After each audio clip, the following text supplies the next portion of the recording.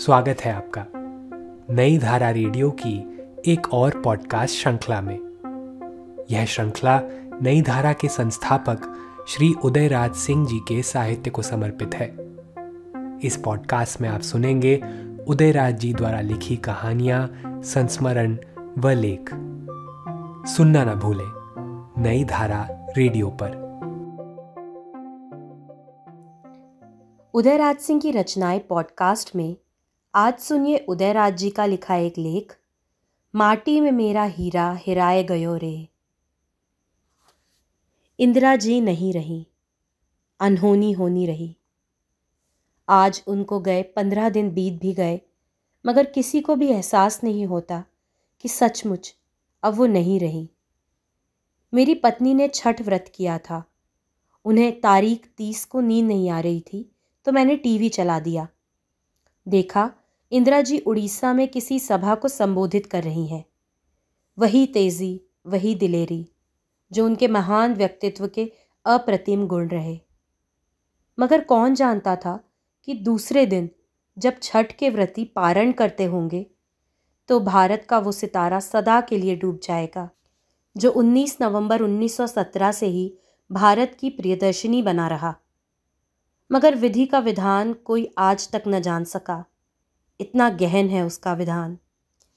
आज से 36 साल पहले जब गांधी जी की इसी तरह हत्या की गई थी, तो एक शोक सभा में मैंने कहा था कि हम गांधी की रक्षा नहीं कर सके और एक भारतीय हिंदू नहीं उन्हें गोली मार दी, क्योंकि जीवन और जगत को जिस ऊंचाई तक वो ले जाना चाहते थे, हम उसे समझ नहीं पाए।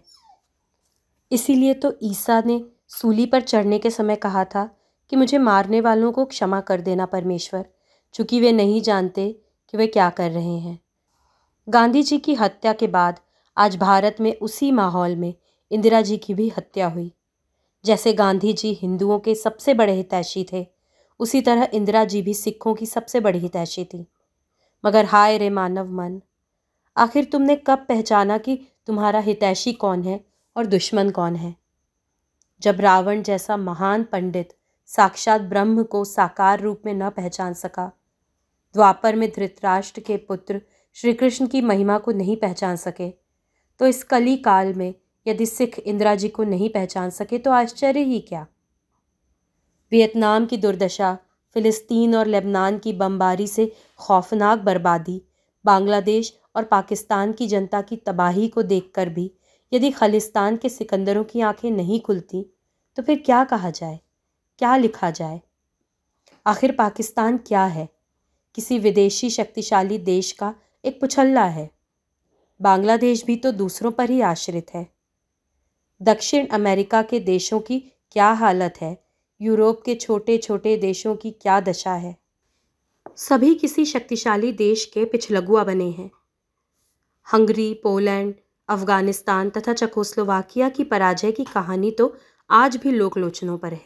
इस परिवेश में खालिस्तान का नारा क्या अर्थ रखता है? क्या इन बातों को समझने की, परखने की क्षमता या हालत सिखों के किसी भी नेता में नहीं है? क्या ये कौम नेता विहीन हो गई है? ईसा के सलीब पर प्राण त्यागने के बाद संसार को एक नया धर्म मिला।